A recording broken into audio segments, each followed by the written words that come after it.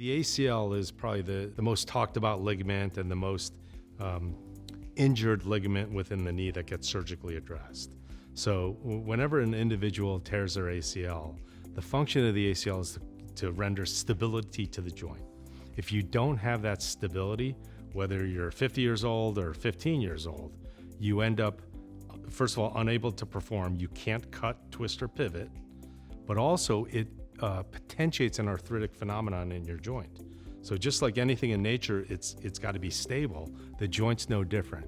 If you don't offer a stable joint by reconstructing the ACL, it ends up potentiating arthritis. Whenever someone has a sports-related or traumatic injury to their joint and their knee swells up and they lose their range of motion, you should absolutely seek attention and get it worked.